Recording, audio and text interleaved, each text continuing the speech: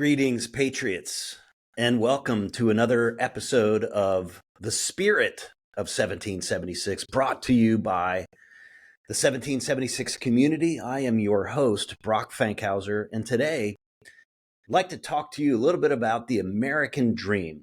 And of course, as a home builder and developer, the American dream is kind of synonymous with what we do every day. I'm going to read from you the mission statement of the 1776 community. The mission of the 1776 community is to advance American patriotism at the zip code level in all 50 states, and by way of promoting and serving the American dream of home ownership. So right then and there in our mission statement, we've got the American dream. But I want to get into a little bit about the history of the American dream, when it was first introduced in American society, which we'll get into in a minute, is actually 1931 in a book, which I'll talk about in a second. But really, to get to the essence of the American dream, I think you go all the way back to the founding fathers. You go to the Declaration of Independence. And in particular, you go to those inalienable rights that our founders talked about, which is life, liberty, and the pursuit of happiness. As I've done some research into those words and the meaning of each of those words at the time they were introduced, a real critical element there. For example, what did happiness mean in the 18th century?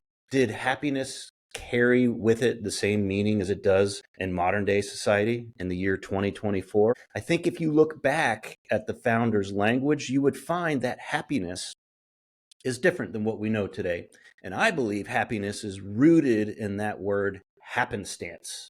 Happenstance meaning opportunity. So if you go back to those great words in the Declaration of Independence, it was life, liberty, and opportunity. I don't think the founding fathers were particularly concerned with our emotional state of being of pleasure and happiness. So in that context, if happiness is really intended to be opportunity, I think right there, that is the founders opening up the idea, the concept that the American dream is, it's really about upward social mobility. It's about taking your current situation, and by just the ideals of America, knowing that upward mobility, advancement, your dreams could come true. Because in the 18th century, if you looked around the world, there was not a lot of opportunity for dreaming for people. There was no advancement in society, no matter how hard you worked.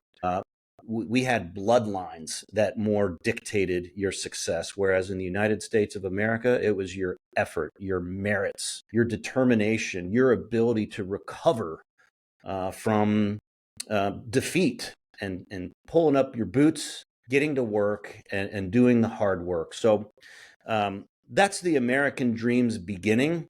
In an American society, when did we first start hearing about those words? It dates back to a book in 1931 written by a historian known as James Truslow Adams. And his book was known as The Epic of America. I have not read the book. I think I'm going to look into it now, having done my homework for this. But Mr. Adams says in his book, the American dream is defined as a dream of a land in which life should be better and richer and fuller for everyone, with opportunity for each according to ability or achievement.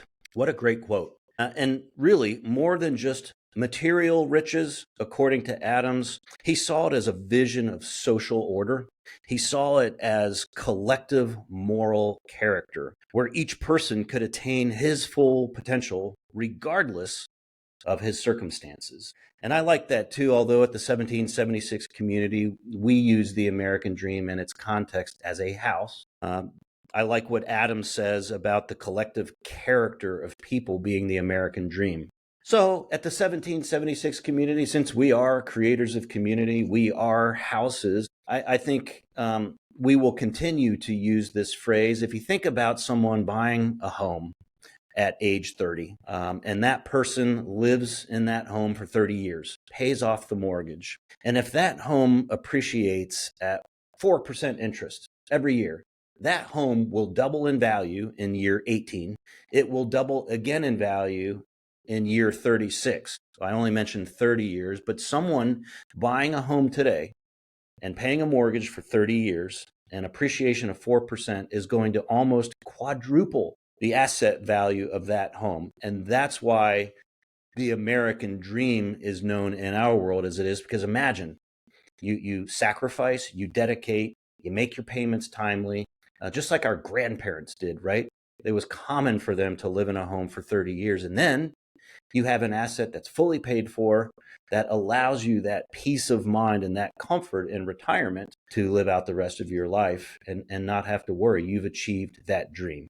So we talk about our mission statement at the 1776 community. We talked a little bit about the founding fathers and life, liberty, and opportunity. We talked a little bit about Mr. Adams' book, The Epic of America, and great topics such as moral and collective character.